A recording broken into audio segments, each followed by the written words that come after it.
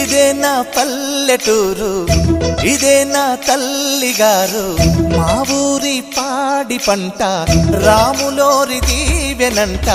తల్లి గోదావరి నీళ్ళు కడిగ సీతమ్మ పాదాలు, ఊరంతా హాయ్ హాయ్ హాయ్, మనసంతా హాయ్ హాయ్ హాయ్.